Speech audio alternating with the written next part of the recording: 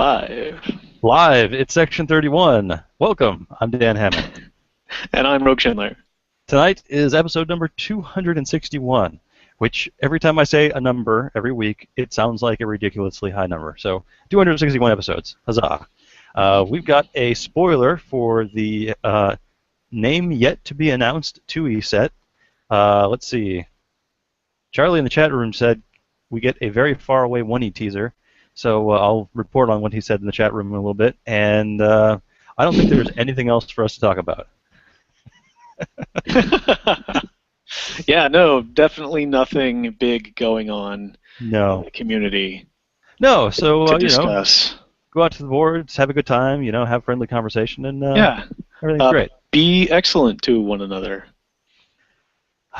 Sure. All right. Well, let's go on to the happy things. We got together this weekend and put together a lot of cards. So I've got a big box of cards next to me, and this does not include all the cards that went out into the warehouse already, which were the tournament kits. So I've got Masters promos for the rest of the year for a couple of different Masters that are going out. I've got I got a bunch of these Lost promos that we finished up. This is going up. If you did not have a chance to order a what was this? The Gamma Quadrant release kit. You may order one now. They're limited to one per person. However, there is no tournament TD pass required. It's just a $15 kit.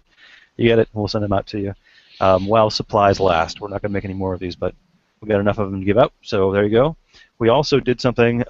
This is a preview. There you go. A little lower. Yeah, Picard. No, this is Picard looking at something. That's all I can show you. We put together the preview, the release card for the next 2E set. So these are going in a pile. Unfortunately, that means I know the name of the next 2E set, and I can't share it. So that's kind of disappointing. But I'll put that right there. I'm sure that something will go up soon enough. We do have a spoiler on that, though. Everybody has it. You got it narrowed down to like 14 possible things, right? Or 12 possible, because there's like second half of DS9, so that's down to 13 titles, and like 4 of them already been used. So come on, you guys can figure it out. Yeah. So anyway, that's ready to go. As soon as we get the okay, those will go up in the Promenade, and unlike previous release kits, they will be ready to go as soon as the order is placed. So we also made a bunch of regional promos. Those are ready to go. So if you have a regional and it's coming up soon, get the kit, get your requisition done, and things will go out quickly. So we're looking forward to sending out a bunch of kits to the folks who are running. I think the regionals start at the end of the month, so 2 weeks. Right? Yeah, that's coming up, and that's good. I kind of feel like we turned the corner this weekend, which was nice. With all we've been working on it pretty intensively. You have a scheduled, once a month, this half a year, which has been nice, and we kind of trying to get ahead of the curve, as it were, and I think we're like caught up, and now we're sort of turning that into the future. Yeah, I'll put on my shipping manager hat for a moment since I've been talking about it, and say that in the past we've always put up kits and then built to order, and now we are building a bunch of foil promos and then putting the kits up so that it's not us catching up to what people ordered, because people always order more than we expect. Now we're putting things up, and there you go. So yeah, exciting. So those should be ready to go and ready to go out soon. We've got buttons coming in, and we've got a new printer for the Turtle Tournament certificates, so it's going to be less work for me on that, which I'm very happy for. And things are going well. I still have this stack. This stack is more. Let me see how thick that is. This is more tournament kits that we've printed and are ready to go up. We'll be putting those together during our Friday night sessions, our Friday night gaming sessions. I'll probably sit in the corner, as the game's going on, and put those together to kind of get ahead on regular tournament kits. But for the most part, we've got stock in the Promenade, and if you have ordered a kit more than a month ago, you can place in a requisition for another one. So there you go. I think with that, I will take off my shipping manager hat and get back into Section 31 agent. Did you have a look at the spoiler that we got? I did. Yeah. It's kind of nice parallel to some intel that we got to spoil for the 1E set, Gamma Quadrant, a few months ago. That's right. This is kind of a parallel there. Now we have a 2E DS9 Loaxana Troy. Loaxana Troil, actually, it looks like. I'm hoping Yes. that's a typo, maybe. I'm sure this is what's going on in the original card. It says open bracket fed close bracket space 3 space dot space Loaxana space Troil Troil.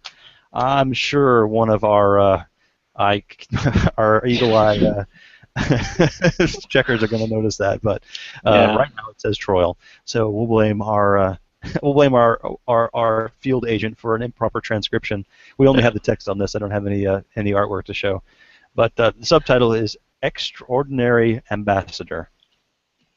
Oh, you know what? You've already mentioned one thing that I like way better than the other Loaxana Troy that is in 2E, and that is that cost of 3 instead of cost of 6. Well, yeah, this one interesting in the theme. She's starting out at 3, but she still has a cost reduction. Skipping ahead of she's got the DS9 icon, as you mentioned, and as you would expect, she is a Betazoid, and she's got a pretty good expected, I think, assortment of skills. She lose Law? Did she lose Law in the intervening years from TNG? I think she did. Well, she's not really, actively involved in the heavy politics, I think, as an ambassador. She's more doing the ceremonial responsibilities, and that requires a less degree of law and a little more diplomacy, which she has here, and her anthropology. Did she have anthropology before? Seems like a very ambassador skill. Yeah, I don't know. But yeah, anthropology, diplomacy, honor, and of course 2 telepathy. She has not become any less telepathic. Previous Loaxana did not have Anthro. There were actually 2. There was the Ferengi one and the Betazoid, the one from the last set, or the last physical set. She previously had Dip, Honor, Law, and Telepathy. And again, this one has Anthro, Dip, Honor, and 2 Telepathy. So she's gotten better with age, right? Oh, yeah. More sensitive. Fair enough. So the game text that I hinted at before, that she kind of carries over from the TNG, or I guess it was Earth. Now I think about it.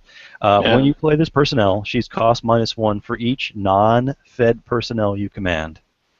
So like the other card that gets you extra counters playing a lot of affiliations, as long as you have a couple of non-feds, you could probably be free. I mean, you're a Bajoran, non-aligned, and probably a Ferengi, and she's she's at cost 0.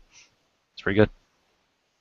Yeah, and there are more than that, so you can easily get her down to being a free card. I like that cost reduction mechanic a lot more than the other one. Then cost minus what? Cost minus 5. It was like, oh, there's one person here, and I'm half price. Yeah, cost -5, and she was 6 if you have 3 sets. Yeah, so much more reasonable cost subtraction. But she still has. I'm looking back at the other version of the personnel. Her integrity has gone up. She was previously, both versions were 6-6-3, and this is a 6-5-3, or sorry, 7-5-3. So we're going to trade off a point of integrity for a point of cunning, which could be advantageous instead of having 2 average skills, sacrificing 1 to be a little bit lower and get that above, hitting that 7 threshold where you get the really significant numbers with people, and you could put, if you have a Bajoran heavy DS9 deck, that could fit in quite nicely. Yep. Someone mentioned that we forgot to mention Cardassian, since there's that Garrick as well. Yes, but I was going to mention it, except that then it's -1, and it really doesn't matter because then it costs nothing. It's already down to 0. I didn't feel like we needed another affiliation, but there are multiple options. That is true. Yes, but if you're going for an integrity-based deck, Garrick is probably not your first choice. Probably not. All right. Well, I think that's great. I mean, it's another. I like that it's another. Do we have a Betazoid DS9er? I don't think so. So another another species for Promenade School and that ilk, Yep. right? Yep, that'll be Um, nice. and inexpensive if you're running that kind of deck. So I like it. I like it that it's potentially free, big integrity personnel. Yeah. And for you list makers, her collector's number, tentative as always, is 33V42. 42. Clearly, this is the answer. Indeed. If only we knew the question. Yes. All right. We don't have much else to talk about. So let me go back to the chat room. And Charlie had said something about the next 1E set. I don't know if it was intentionally extra vague. On page 1 of the current file for Bristow, there are either 3, 6, or 9 converted cards. Okay, I don't know how helpful that is, but there you go. Project Bristow apparently is... oh, no, that's the wrong button. That opens up section 31. No note about what that set Project Bristow is, but whatever. Charlie's working on something. There is potentially a third of the set, a third of the sheet, 2/3 of the sheet, or the full first sheet is all conversions. The page of page 1. Yeah. So page 1, typically dilemmas, right? Yeah. Or artifacts, I guess. Not a lot of artifacts to convert. I don't know that there are any backwards compatible artifacts, are there? Yeah. That's I can think off the top of my head. Artifact. Can you sort by 1E compatible? Huh. Search. All right. Well, there aren't that many, so I will just click through them. In the meantime, there is a poll going up that Charlie just bumped in the chat room, and the poll question is, how do you feel about a new version of Make It So? This was posted on the 20th. Oh, poll runs until the 23rd of March, so it runs until next Monday. Only 4 people have voted, so go make your presence felt. I would apply to be a contestant. I would vote and follow along. I would follow along and might vote, or I have no interest. I kind of like Make It So. I think I like it better than Will the Collective as far as what comes out of it. There's no note here about whether or not it would be first edition or second edition. We kind of hinted that we were going to do Tribbles one, but that kind of fell by the wayside. All right, well, go to the boards. It's in the, you know what, this is in the gameplay 2E section, so it's probably going to be a 2E thing. Go have a vote and help shape what we're going to do next. Yeah. I would assume that it's 2E since the last one was 1E. Mm-hmm. Speaking of 2E and 1E, there is in fact a backwards compatible filter, but it's on the 1E search engine, not the 2E search engine, and it yields 0 results for artifacts that are backwards compatible. All right, well that saves me. I just clicked the 14th card of all the 14. No, Earring, Horgon, the Katric Arc. Katra would be interesting. That hasn't been tapped yet. Kirshara. The Orb of Contemplation. How do we not have an orb in 1E when we have all these orbs? Prophecy and Change, Orb of Time. Yeah. A lot of these are already Thoughtmaker, Toxic Tot, Guarantee Disruptor. Yeah, a lot of them are already 1E anyway. But all right, it would not be a conversion, although I could see a faux conversion. Although if it were going to be one of those Vulcan cards, that would probably be something that would be pushed back to the Enterprise set, which is focusing on Mirror Enterprise and not really Classic Enterprise. So, yeah, all right. So all dilemmas, really. Yeah, dilemmas likely. Maybe an event, but dilemmas. I think for the most part, a lot of the sets that I worked on ended up the first page being 9 dilemmas. Yeah, I could see that. 8 or 9. Yeah. Very good. Anything else? Any side projects you're working on? You want to talk about? We do have. I was going to post an article, but I hesitated with all the other stuff that's happening right now. But if according to our current schedule, we should have new achievements 1 week from tonight.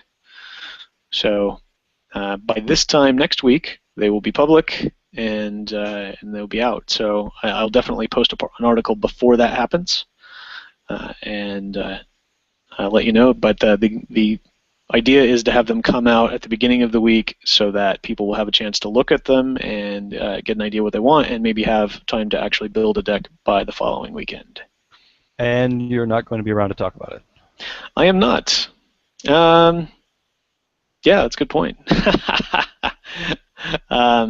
No, I'll actually just be flying in, but maybe we could talk about it the following week, or we could record late.